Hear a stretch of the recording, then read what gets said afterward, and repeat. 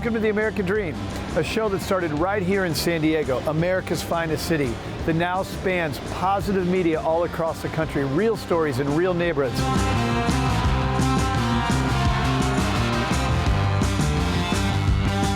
Hi, I'm your host, Craig Sewing, and here's The American Dream. Welcome to The American Dream, a real show, not a reality show. The real estate, the lifestyle, the culture. It's not just about what you're living in, but the community you're going to live in. High-rise luxury living. People are the vehicle, people are the connection, people are the expansion. Helping folks just like you find your dream home. It just never disappoints. Real stories in real neighborhoods with real experts. The opportunity to achieve our biggest goals and aspirations. Here's the American Dream.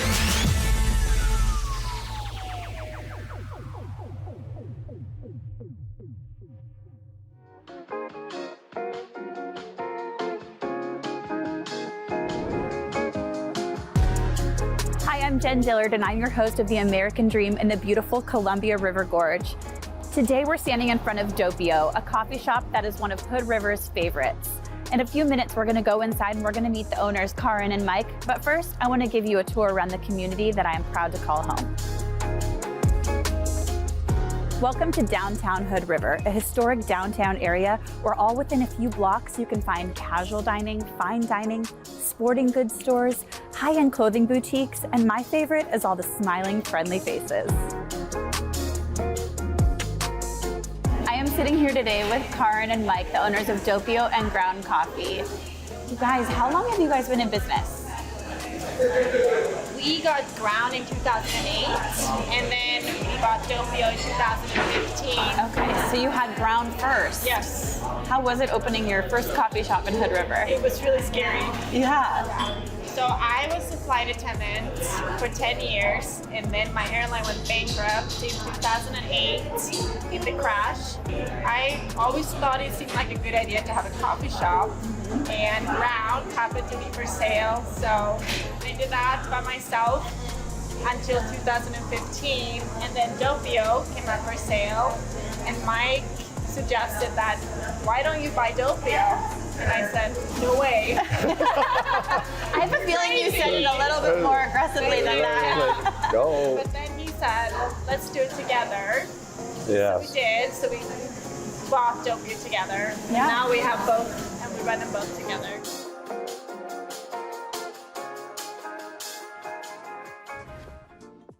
When I started in 2008, the winters were very, very slow. Yes. And there was days when we barely did anything. And now town has changed, so now it's busy all the time. Yeah. It is busy all the time, winter, every season. Summers are, of course, a little bit busier. Summer, there's a line out the door, but winter's still... We still do good. Yeah, it used to be that winters was just locals only, and now it's like, it's busy. The weekends are busy, people from Portland are here. Yes. All the Airbnbs are full, people are out here drinking coffee, wine tasting. We really have picked up in the tourism. Yeah. Yes. And not just that, but people are moving here too because it's a nice place to live. Absolutely. Not just for the sports either. Yes. Yeah, we both came here because of the windsurfing, right? So back when we came here in the 80s and early 90s, anybody who came here was a windsurfer. That's right. And then all of a sudden people started showing up and they're like, windsurfing, what? They're like, no. And then there were people coming here that didn't even do sports, and we were like, this is crazy. Yeah. Because it's such a sports town. Why do you, there's so much to do. You just want to hang out and do nothing. It's like, it didn't make sense to us, but there's a lot of people like that now because there's so much more to do in the town.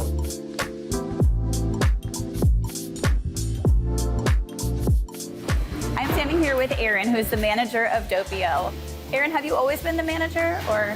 So no, I have been doing it for just a couple years now, managing, and I actually started out, I was coming up here a lot to see my now wife, who was my girlfriend at the time. Yes. And she was working here. I came on like July 4th weekend, which is super crazy, and she's like, we're in the weeds, like, can you wash some dishes? So as I was dating her, I started like working here more often. Yeah. And then, long story short, I kind of worked my way up, and I just really like working for Mike and Karin and just a small business, and so yeah. That wraps up this episode of the American Dream in the Columbia River Gorge. Until next time.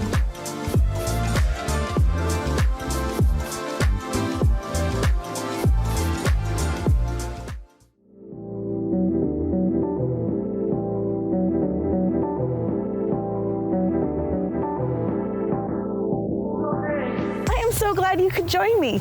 Today we're going to talk about one of the hottest trends in real estate, not just here in Southwest Washington, but a lot of other places as well. We're going to talk about multi-generational living.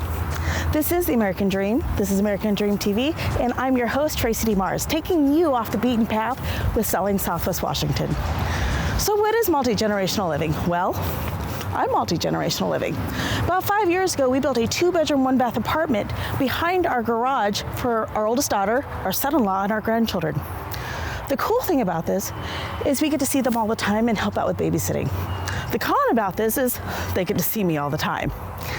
ADUs, RADUs, accessory dwelling units, attached dwelling units, tiny homes, guest quarters, in-law quarters. I know you've heard about these things, and if not, you're thinking about some of these things. Well, today we're at RG Construction Services, and we're actually going to talk to them about the requirements, the differences, and maybe, if we're lucky, get to look at a completed one. Let's go in. We're here today with Richard Garrett with RG Construction Services, and we're going to talk about the differences between ADUs and guest houses. So what's the difference between an ADU and a guest house? This is the kitchen and the exhaust air. Right, so this one has a full kitchen. It does have a full kitchen. Right, and with a guest house, it just can't have that stove or exhaust system. Yeah, you can still have the full kitchen design, but you can't have a cooking facility or exhaust air. But there's also one other thing you point out with guest houses I thought was really cool, was the size differences. I know since mine is a rule and it has to be attached to the wall, I can only go 40% of my main house's structure size. Correct, yeah, and you can go up to 50% or up to 800 square feet maximum. I think we are gonna go visit one of our guest houses. Oh, this is exciting, let's go check it out. So Richard and I are here today at their guest house. What can you tell me about this guest house? So here's the main primary home. This is what the design criteria is brought from. Right, this is fantastic. Yeah. I do love how it really does tie into the house so well. Wow, this is fantastic. Got the high ceilings, lots of natural light coming in. Yeah, I love all the windows and that beam. What a great focal point. This is well designed, well thought out. It feels like a home. I mean, this does not feel like a guest house. It's definitely a house, yeah. Right. It's definitely a full home. So we sure appreciate you coming out and letting us show you one of our guest homes. Thank you so much again, Richard. I really appreciate it. This was really fantastic. So we're here at Wolf Industries in Battleground, and we're going to meet with Derek, the owner. Now, Wolf Industries actually builds tiny homes, and when I'm saying tiny homes, you're thinking tiny homes, and nothing could be further from the truth. Let's go inside and meet with Derek and let him tell us exactly what he means by tiny homes. Derek, so good to see you. Hey, likewise, Tracy, welcome here. Thank you for having me today. Absolutely. What brings you in? Let's talk about multi-generational living. Okay. I mean, we know it's a hot buzzword right now. We know it's trending in real estate. Tiny homes, well, and let's talk about that. How tiny are we talking about? I mean, seriously, is it tiny or is it? Usable tiny home. Let's check them out. We're on the shop floor. We're going to check this out from stage 1 all the way down to the final stage of delivery and of the houses, delivery and testing. So this is like a factory line then? We put it on wheels, then we roll down the stages. So you got that, section at that point, that section, and each of these guys, this is all they do. And this is all custom. So people are choosing the floor plan. They're choosing the floors, the cabinets, the counters. Yes. The paint color. Yes. What's the most popular one? This one right here. Oh, okay, this one. All Model right. E. Should we check it out? Yeah, absolutely. Let's do that. 2-bedroom, 1 bath, 616 square feet. Okay, fantastic. Bedroom on either end. This is fantastic. I love this. This is beautiful. And it really works for someone who is looking for a starter home. Derek, thank you so much for meeting with me today. Absolutely. Thank you for taking the time and showing me what you guys do. This really is a great operation you got going on. Thank you for coming with me today as we explored the different options to multi-generational living. I hope you had as much fun as I did. Owning a home really is the American dream, and this is American Dream TV. I'm Tracy D. Mars, taking you off the beaten path with Selling Southwest Washington.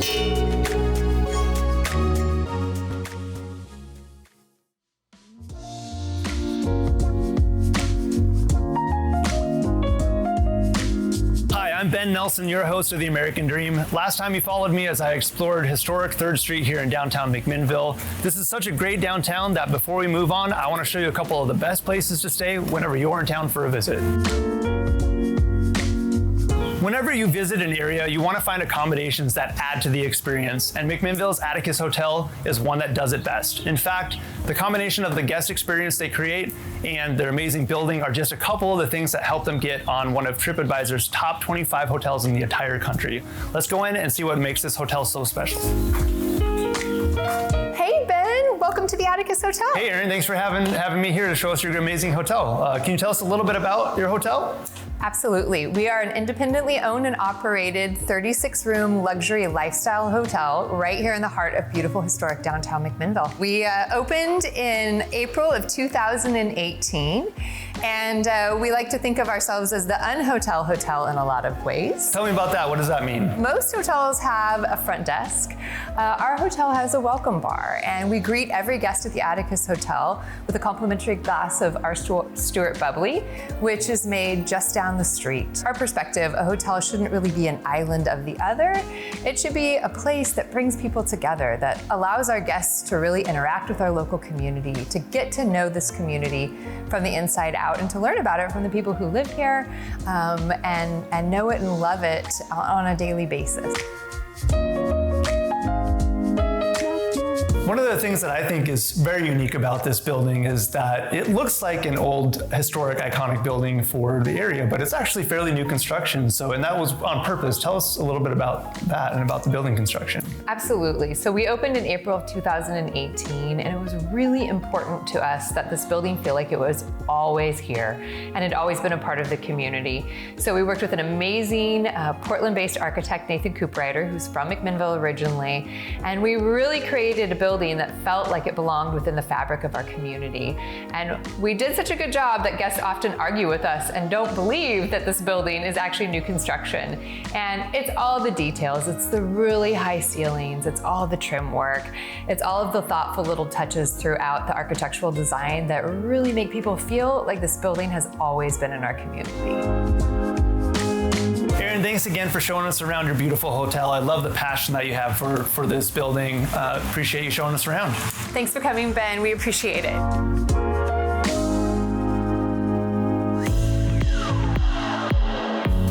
Now I'm here with Anita Borges, owner of Wine Country Properties. She runs and owns a couple nightly rentals here in McMinnville. Anita, we're here at Cowles Bungalow. Tell us a little bit about this house.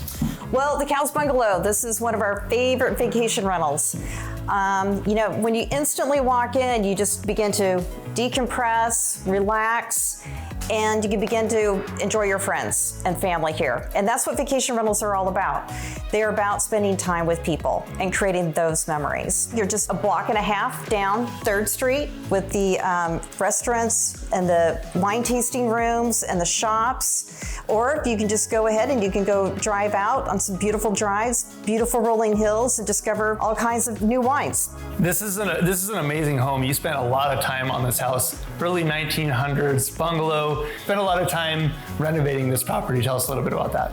We call it a restoration because yes, it was a fixer and everything like that, but we did. I mean, we put our heart and soul into this house because we wanted to maintain its, architectural character. And, as you can see throughout the house, there's a lot of beautiful original woodwork. So we were able to maintain that, refinish the hardwood floors. Anita, thanks again for showing us Cowles Bungalow. It's a beautiful house. Well, thank you. It was my pleasure. Cheers. Cheers. Thanks for joining me again here in McMinnville. Now you know a couple great places to stay if you're ever in town for a visit. I'm Ben Nelson, your host of The American Dream. Join me again next time as we continue to explore some of the great things that the Pacific Northwest has to offer.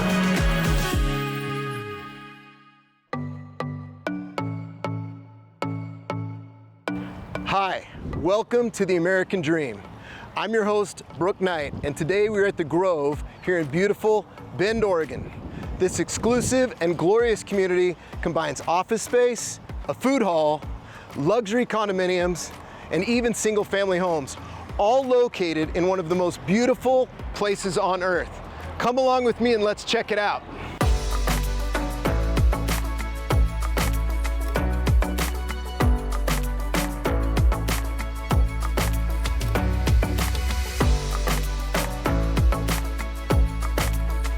Here we are at the Waypoint Bar, and I'm here with Shelly Griffin, co-owner of Harcourt's, the Garner Group Real Estate. Shelly, this is my kind of vibe.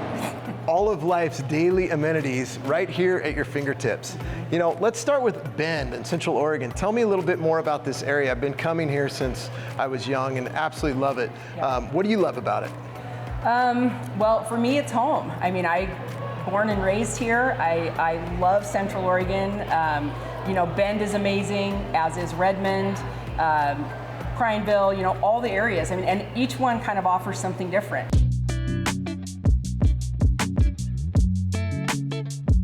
You have great restaurants and breweries and all those kinds of things, but Redmond is right behind it, kind of on its heels. And from Redmond, you have that great proximity to Smith Rock and all of that kind of stuff. You know, it's quite the climbing mecca now, so much to do. You don't even have to drive very far to be at the mountain or be at Smith Rock or be at a lake or whatever it is you want to do. What do you love about this particular area? Well, I think what is so amazing about the Grove and Northwest Crossing and Discovery West and all of this area of Bend is the sort of accessibility. I mean, it's easy to walk or bike or stroll, whatever it is that you want to do. You don't really have to get in the car too much around here. So that is a huge plus for this area, no doubt about it. So hey, I know our next stop is Discovery West, right. Just up the road, right? I mean, truly accessible to this area? Oh yeah, it's a half a mile away, maybe. Sounds great, let's go see it. Okay.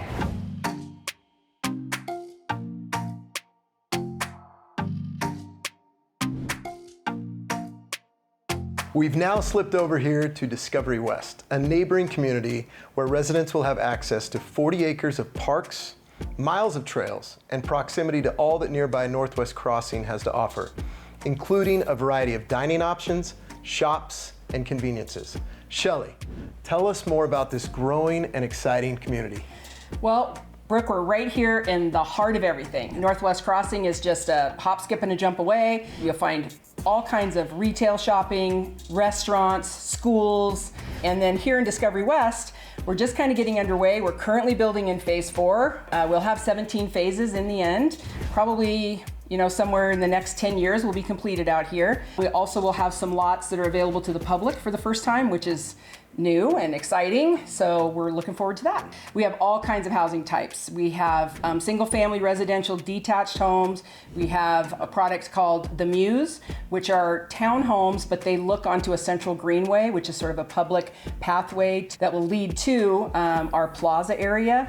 We'll have some retail space with short-term rental availability above. You know, townhomes called the Trove. We have a little cottage development called the 9. So lots of fun things coming up. God, look forward to seeing it. Thank you. Thank you. Well, there you have it. I can't imagine a more beautiful setting to settle down and live a life full of beauty and meaningful moments. Thank you for taking this journey with me today. And until next time, this is Brooke Knight with The American Dream TV. See you soon.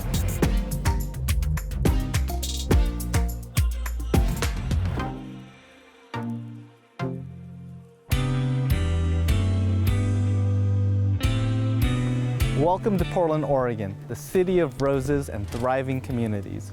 In this segment today, we'll take you on a journey to discover some of Portland's hidden gems and find out how even in a big city, you can still find moments of tranquility and nature. First, we'll take you on a hike on one of Portland's best trails, and as we walk through the forest, you will see how the city embraces nature and the great outdoors. Then we'll visit a community garden where people come together to grow fresh and healthy produce and build strong bonds within their neighborhoods. Lastly, we'll meet with an architect from Green Hammer Design. Sit back, relax, and join us on this adventure as we discover the heart and soul of Portland, Oregon. I'm Alex Fan with the American Dream TV, and I'm glad you're here. Now we're in Mount Tabor's community garden, where people come together to grow fresh produce, build strong relationships, and contribute to their community. Did you know that Portland has over 50 community gardens throughout its city alone? These are spread out across various neighborhoods and provide an opportunity for people to have access to fresh produce when they might not have it otherwise. If you want to get more involved in your community, consider joining a community garden. You'll meet new people, learn new skills, and contribute to a healthier, happier community.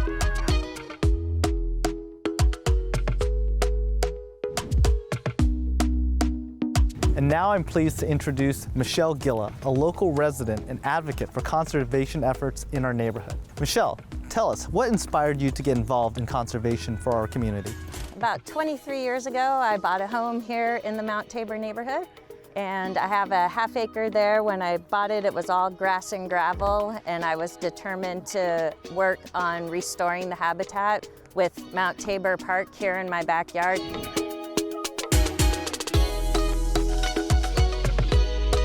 I think what's different about Mount Tabor is not only the elevation here with fantastic views, but again, the neighbors who are so involved in the caring and maintenance of our park. In the park itself, we have what we call the weed warriors, and those are all neighbors who are volunteers who come out to the park regularly and work on removing invasive species here, like the Himalaya blackberry or clematis. And then they're also engaged with replanting native species here, again, to help support the wildlife that we all enjoy here in the park.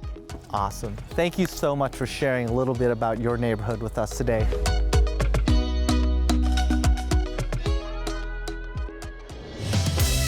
Welcome to Going Street Commons, an innovative net zero energy ready community in Portland's Cully neighborhood. Each home features modern, energy efficient appliances, abundant natural lighting, and building systems and finishes to help ensure healthy indoor air quality, all while being part of a community-minded neighborhood. I'm here with Laura Scolace, architect and co-director of design with Green Hammer. Thanks, Alex. I'm really excited to show you guys this home today. Let's take a look. So Laura, tell us a little bit more about Green Hammer's approach to design and construction. Absolutely.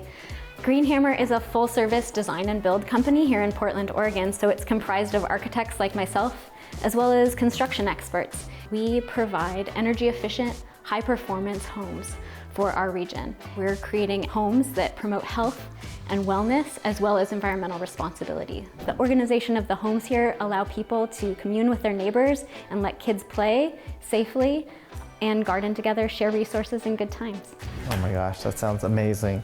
Thank you so much for sharing everything with us today. If you're interested in a Green Hammer design build home, contact Laura and we'd be happy to help you.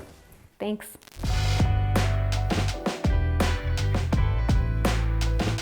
Thanks for joining me, Alex Fan, your Oregon real estate and community expert for this episode of the American Dream TV. Oregon truly offers something for everybody. Stay tuned for our next episode as we continue to explore why Oregon is a great place to work, live, and play.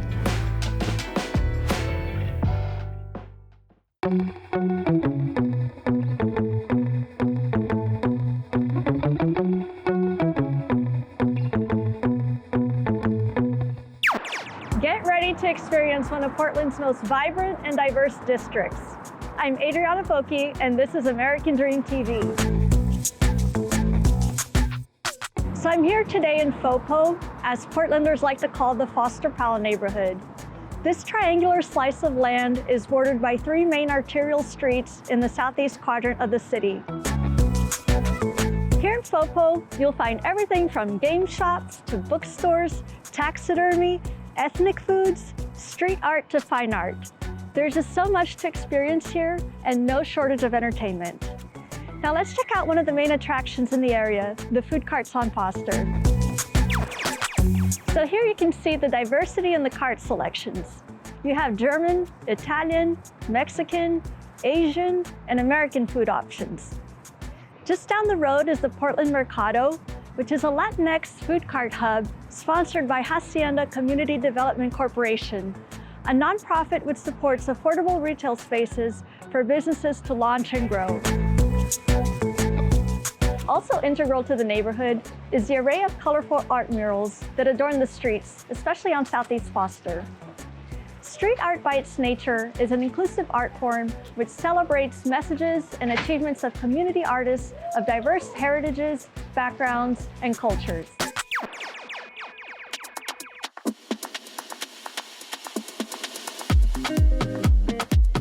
So I'm here in Favela, a Brazilian cafe that opened back in 2019 and has since become a pillar to the Brazilian community in Portland, offering traditional foods, national products, and hosting lively events on an ongoing basis. Being a born and raised Brazilian, this place is always sure to bring me a smile and a feeling of nostalgia for my homeland and my friends and family who I left behind when I moved to Portland. A bittersweet mix of emotions described by a Portuguese word that's non-existent in the English vocabulary called saudade.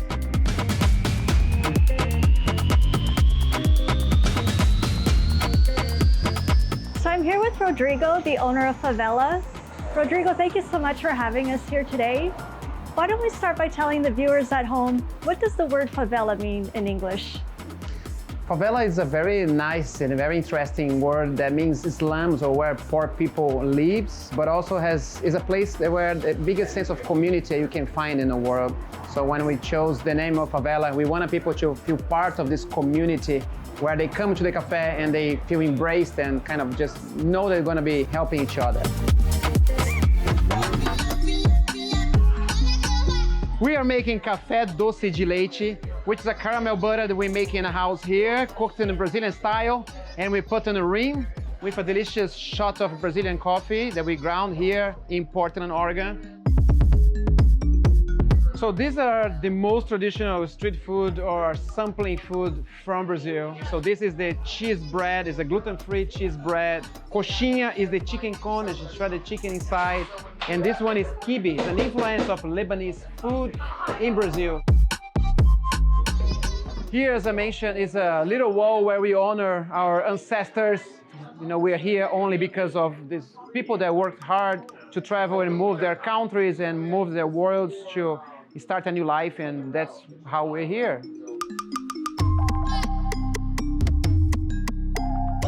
These artists wanted to collaborate, so we wanted to do a Brazilian flag, but we thought it would be boring just to put the flag, so he designed the favela with the Brazilian flag color.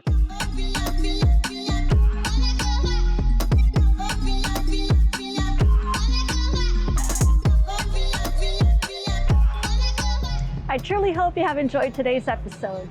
Catch me again next time when we explore another neighborhood in our unique and welcoming to all city of Portland. I'm your host, Adriana Foki. See you on the next one.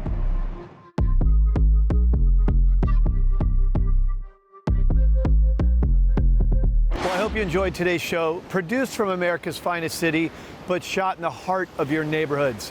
Don't forget positive media when the world really needs it. Follow us on social media at The American Dream TV. See you next time. In the meantime, cheers to your American dream.